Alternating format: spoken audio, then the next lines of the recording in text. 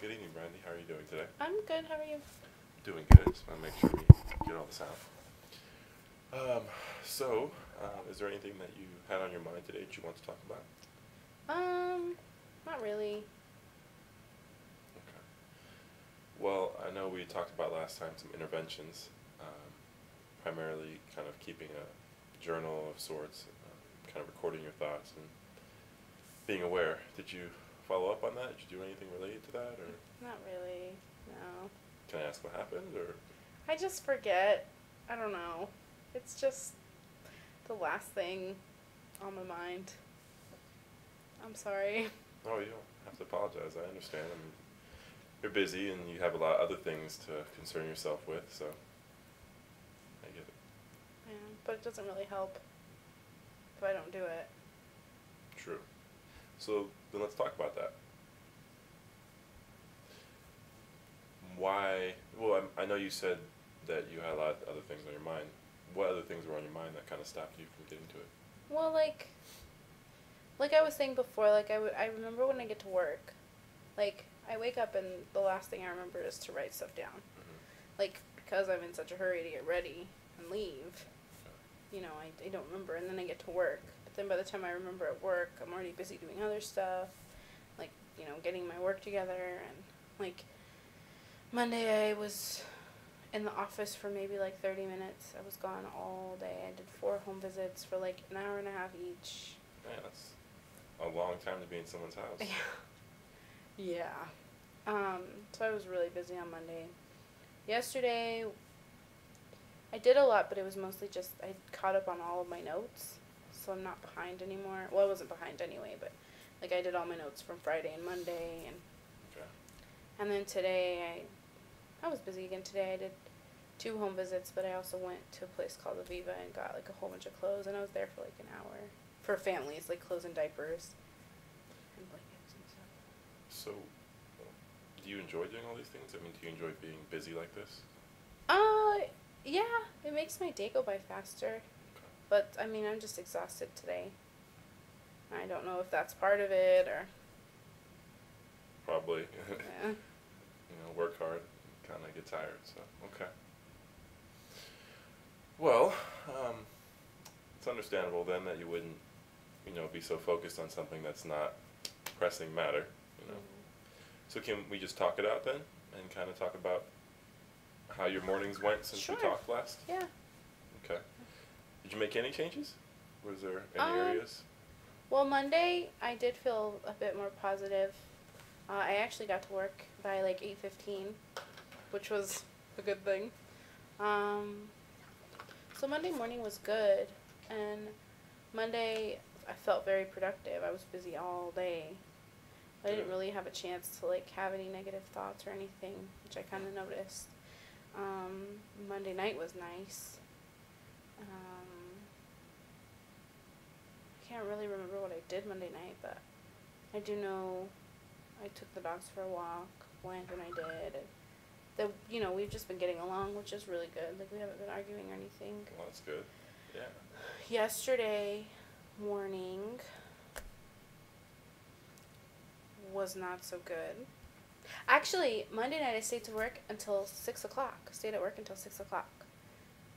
I was working all night. So anyway, yesterday morning wasn't very good, but I kind of like talked myself into that it was okay because I stayed until 6 o'clock Monday, and so I went to work Tuesday at 9, even though really it was that I woke up at like 8. Wow. And I went to bed Monday night at like 9:30. So I don't know why I slept for so long.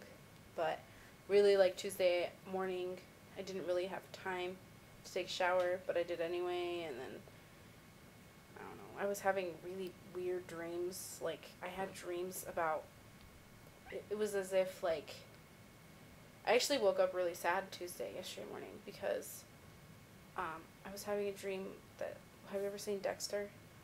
Yeah, this cop was a serial killer? Yeah. Yeah. I haven't seen the show in a while. I've seen all the episodes, but, like, it hasn't been on the air. But for some reason, I was having a dream. It wasn't about Dexter, but it was, like, I had a friend or a boyfriend or something, and he was a killer. And he was, like, getting me to clean up for him, and, like, he was moving, and so I had to, like, clean out his kill room. But then he wanted me to kill dogs. And I was, like, I couldn't, like, I woke up, like, almost in tears, and I was, like, cuddling my dog, like, I'd never hurt you. But I was really sad, like. I'm sorry, for me, it's a bizarre dream, because I could never see you doing something like that. No, it was a weird dream, like. Wow. I woke up, like, upset, and then yesterday, they did a removal, like, from a teen mom. She had a baby, and she was completely neglecting her, and her parents weren't, like, making her take care of her, and so they actually called. Anyway, they took away the baby, and she's 7 months, and the only person that she wouldn't cry with was me. So I was holding this baby all day yesterday afternoon. I did all my notes in the morning, and then in the afternoon they brought this baby, and I was holding her, and it just kind of made me sad, because I really want kids.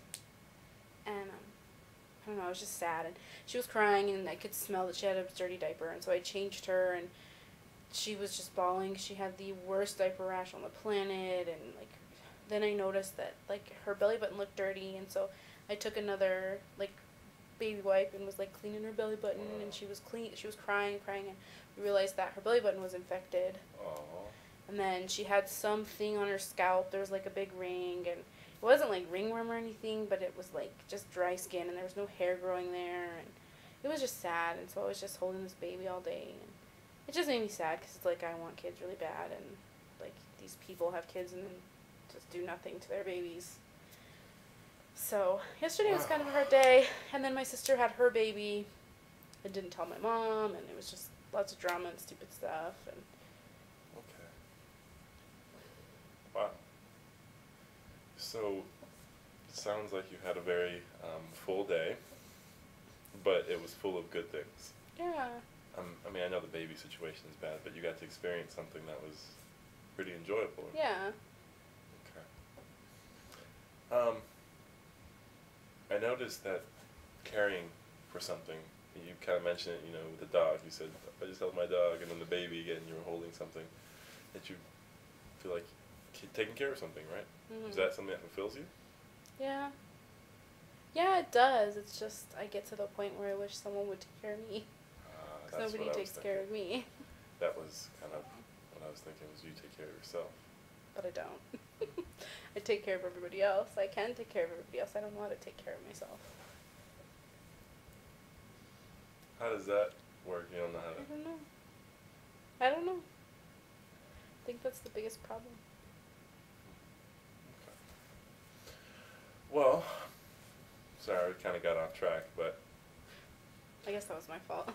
So, you said something, though, that was actually really interesting. You said that you woke up and you were really sad because of that dream, but then you talked yourself out of it? Well, I knew it was just a dream, so I just kind of tried to get over it. I mean, it was kind of bothering me all day, but I knew it was just a dream, and I held my puppy, and I don't know, it was just, I just kind of got over it. How did you get over it? What did you do? Did you just kind of ignore it, or? Yeah, kind of. Like, I just got on with my day. Like, I held my puppy and just kind of, like, woke up and realized, like, it was just a dream. Like, it was a weird dream, but, and then I took a shower, and I actually, what else did I do yesterday morning? I don't know, but I got to work at 9. So. Okay. Well, I really do want to hear about the rest of your week, but I don't want to go on. Well, there's only one other day. Nothing much happened today. That's true, but I was kind of, well. What was that? That was my phone. Okay. So, no journal, that's okay. Okay, but you did actually make a little bit of change. You had a moment where you were extremely sad and you dealt with it. That's good, right? Yeah. Or is that not? Do you think that's good? Yeah, it's good. Okay. I mean, it was still kind of bothering me all day, but I just knew it was a dream, so it didn't really affect me. And then eventually you got over it, right? Mm-hmm. Okay. Well, I think that's interesting because if you think about what we talked about last time we talked about irrational beliefs and how there's kind of a balance where you're a certain way, and eventually you have to build up yourself to be strong enough to overcome that until you're stronger than that feeling or that belief or that thought. Right? Yeah. So it seems like you kind of did that in a different sort of way with your dream. You had these feelings and these emotions that were here, and instead of just succumbing to them and just just going with it and saying, "Oh man, that's horrible. How could I dream something like that? What kind of person does that?" and just get down on yourself. You said it's just a dream.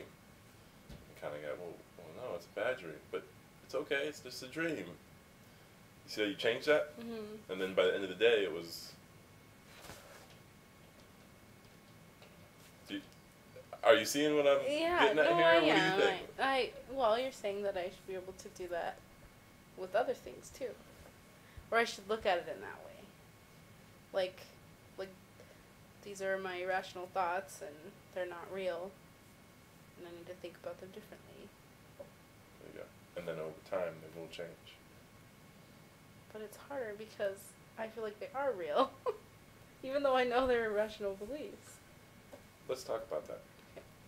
You say they are real. I agree. They are real. But are they true? I don't know. I guess not. That's why they're irrational. Do you understand why? I do understand. At some point you have to succumb to the fact that these thoughts aren't true. I'm experiencing them and they are real, but they aren't true. This is what's true. No, yeah, okay. That's why it's true. Okay. Do you have any thoughts you'd like to share? Or you're just looking at me and I still just think it's going to be hard. Agreed. Like, I have such a hard time not thinking irrationally, I guess. I don't know. I'm willing to try, to make changes, because I don't like being so all the time. Well, then if we were in a real therapy situation, I guess I would say maybe we should continue with a few more sessions and kind of really target some of those underlying beliefs that you know aren't true, but they're still a reality for you. Unfortunately, we don't have that luxury, but we can still talk. So during these last few sessions, we've talked a lot about you challenging yourself and your beliefs and realizing that they're not always true, and that you can disregard your own thoughts sometimes. Yeah. Kind of change them with what's true. Do you think that's something that you can actually practically use in the future? I can definitely try to. Okay. And it's interesting because I feel like I can practically, teach somebody else how to do that. But for some reason, I feel like it's going to be harder for myself to actually do it. Okay. Something I wonder about is how much work would you be willing to put forward for yourself? Because you said you'd like to care for people, and so it seems like it would be easier for you to put yourself out there and teach someone else than for yourself. And then you say that, well, I don't really know how to take care of myself. So in this situation, that's how you would do it. You would take the time for yourself, and I mean, there's little tools and things you can use to kind of get your thoughts in order. Mm-hmm. So I guess the way I see it is, how much effort are you willing to put forth for your own self-improvement?